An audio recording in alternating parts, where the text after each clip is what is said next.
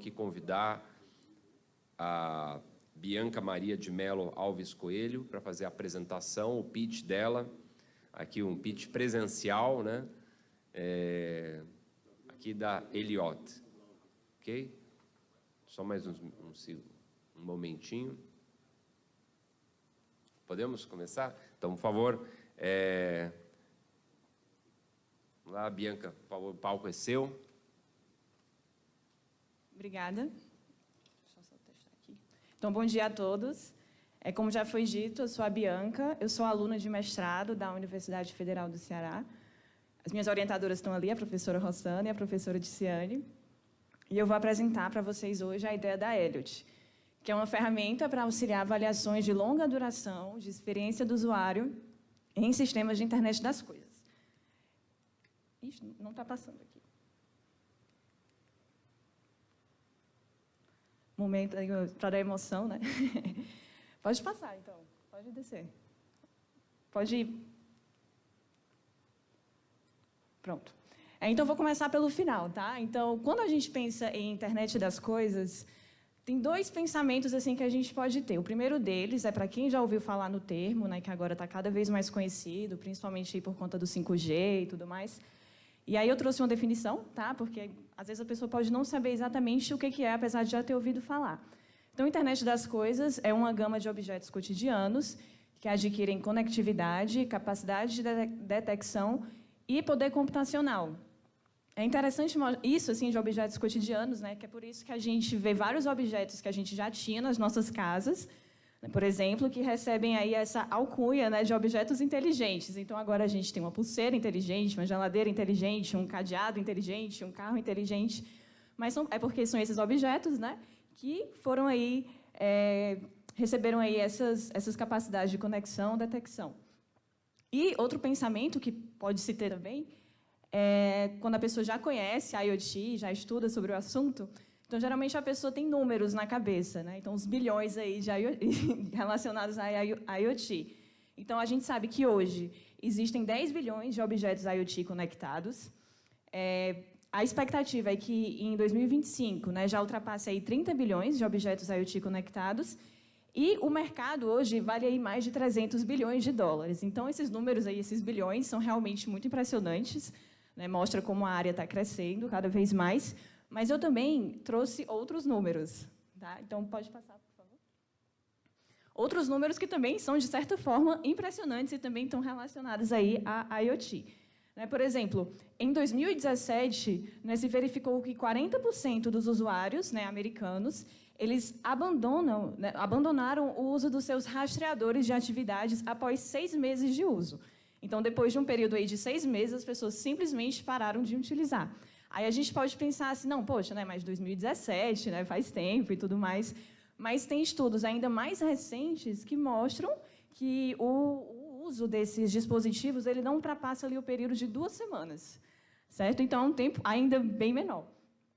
Pode passar. Outra informação, outro dado, né, é que os usuários da Alexa, né, que é esse agente conversacional que está sendo bem vendido hoje em dia, os usuários da Alexa utilizam a maior parte das funções disponíveis apenas 1 ou 2 vezes. Depois, eles não utilizam mais essas funções. E, após 3 meses, a maior parte dos usuários simplesmente esquece a existência dos agentes conversacionais. Aqui vale para a Alexa, para o Google Home, para a Siri e vários outros. Então, após 3 meses, a pessoa simplesmente para ali de utilizar. Pode passar, por favor. Objetos inteligentes integrados a casas inteligentes são esquecidos, em média, após 2 semanas. Passa para mim também de novo, por favor. Pode passar. Então, a gente pensa assim, tá, por que isso acontece? Por que existe tanto investimento, né, em sistemas de internet das coisas? É algo que está sendo cada vez mais falado, mas parece que o público, né, os usuários, não estão acompanhando isso, né, param de utilizar. Pode passar, por favor. O que se sabe é que a gente não sabe exatamente por que as pessoas param de utilizar, né? Os motivos eles podem ser muito variados, tá? Mas o que se sabe mesmo, assim, por evidências, né, de estudos, é que o fim do efeito novidade é uma das principais causas desse abandono. Ou seja, a pessoa compra ali, adquire o seu objeto inteligente, talvez com uma certa empolgação, né, por ser algo de uma novidade tecnológica, enfim, mas depois, quando passa, né, esse efeito novidade, a pessoa simplesmente deixa de utilizar, passa o efeito novidade, né, justamente. E aí os usuários eles tendem a achar que os seus dispositivos são apelativos e não funcionais. Apelativos no sentido de que eles se propõem, eles propagandam, assim, né, eles fazem propaganda de coisas que, na verdade, eles não conseguem cumprir, né, como, por exemplo, automatizar atividades do cotidiano, e esse tipo de coisa que, no fim das contas, o usuário não incorpora. Certo? Pode passar, por favor. Então, o que é que a gente faz? Né? O que é que a gente faz nessa situação? Né? Porque é uma área que está crescendo, realmente há muitas oportunidades, né, e muitos benefícios que podem ser realmente trazidos para a sociedade em diversas áreas, né, na indústria, na área da saúde, enfim. Mas como é que a gente faz, né, para que as pessoas incorporem isso? Né? Então, a gente tem que focar na experiência do usuário, em proporcionar uma experiência do usuário positiva em um longo prazo. Certo? Então, a experiência do usuário, nesse caso, ela vai incorporar o quê? Né? As predisposições das pessoas, as expectativas, as necessidades, as motivações, o humor. Aí você pensa, tá, mas tudo isso é super subjetivo. Né? Como é que você vai avaliar, né, assim, de vários usuários, né, do público-alvo daquela empresa, por exemplo, em um longo prazo, todas essas coisas que variam de pessoa para pessoa, né, que são complexas, né, por assim dizer. O que é que a gente faz? Pode passar. Pode passar mais uma vez.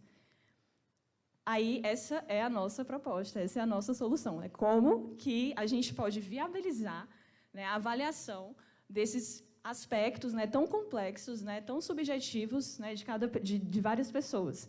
Então, aqui a gente apresenta para vocês a ideia da Elliott, que é uma ferramenta para viabilizar a avaliação da experiência do usuário com sistemas IoT em um longo prazo. Essa é a nossa logo, tá? Mas eu vou detalhar agora um pouco mais do funcionamento da Elliott. Pode passar, por favor. Então, a Elliott ela atende aí a 3 desafios. Tá? Então, avaliar o sistema IoT, considerando ali toda a complexidade para os usuários. Então, o sistema IoT já é complexo, muitas vezes, né? Porque tem vários objetos ali que são conectados. Muitas vezes pode ter uma dificuldade, né, da pessoa aprender a utilizá-lo. E aí, se a gente vai inserir mais um elemento ali de avaliação, isso pode tornar ainda mais complexo, e a gente não quer isso. Então, esse é o primeiro desafio. O segundo desafio é manter os usuários engajados, né, em uma pesquisa de longo prazo, que pode ser desgastante. Então, eu acho que todo mundo aqui já passou por alguma experiência, né, de ter que avaliar alguma coisa, algum sistema, algum aplicativo que utilizou, e não é algo que, geralmente, as pessoas querem fazer por muito tempo. Elas avaliam ali e depois querem continuar usando ou seguindo as suas atividades normalmente. Então, esse é o nosso segundo desafio, né? Como manter os usuários engajados na pesquisa. E o desafio número 3 é considerar aspectos relevantes da experiência do usuário, relevantes para a internet das coisas. Né? Então, a natureza humana ela é muito subjetiva, né? Como eu falei no começo. Diversos motivos, né, podem explicar o porquê que as pessoas deixam ou não de utilizar um sistema. E aí a gente tem que mapear aí quais são os aspectos mais relevantes, né, para o caso de IoT. Pode passar, por favor. Pode descer. Pode descer mais slides. Pronto. Né, então, aqui a gente tem um cenário, né, vou explicar a nossa proposta, né, mostrando um cenário. Né, então, digamos que você tem uma empresa, né, que trabalha ali com smartwatches, por exemplo, né, e ela quer fazer uma avaliação desses smartwatches, né, com o seu público, né, o perfil de usuários que utiliza essas empresas. Um perfil ele engloba ali vários usuários. Né? E aí a gente tem outra empresa, né, que já tem um tipo de sistema IoT diferente, então vamos pensar num carro inteligente, certo? E eles também querem fazer uma avaliação, né, com o seu público específico, mas eles querem também fazer uma avaliação, né, com outro grupo de usuários que, além de utilizar um carro inteligente, utiliza também o relógio inteligente. Né? Então, pode passar, por favor. Mais um. Então, como que a Elliott ela soluciona isso? Né? Como que essa ferramenta, como que ela vai possibilitar que isso aconteça? Né? Como que ela vai colocar em contato, né, o grupo de usuários? Como é que eles vão receber essa avaliação? Como é que a empresa vai descobrir quais são esses usuários? Né? Como é que vai ser esse contato por longo prazo, né, entre a empresa e o público? Como é que eles vão receber esses dados e de que forma eles vão receber esses dados, né, que vão vir ali no longo prazo? Então, a gente mostra aqui na figura como que isso vai acontecer, né? Então, a empresa A, né, ela quer avaliar o smartwatch, e aí, na Elliott, ela vai poder escolher ali quais são as características, né, que ela vai querer avaliar na perspectiva do usuário. Então, elas querem avaliar a intenção de usar o sistema, de continuar utilizando o sistema, e também a aceitação daquele sistema.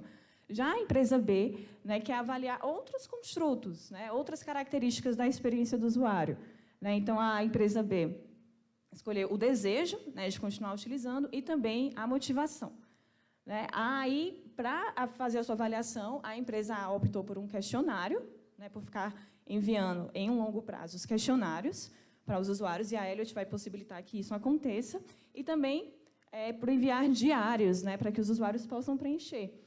E já a segunda empresa, né, ela optou por coletar ali dados contextuais, né, porque ela está avaliando um tipo de sistema diferente, né, e também pelo uso de diários, né, e os usuários vão receber essas avaliações e vão ser estimulados a respondê-las através de estratégias aí de gamificação, né. Então, esse sistema aí de recompensas, né, de desafios, né, que podem motivar mesmo as pessoas para que elas se engajem nas pesquisas.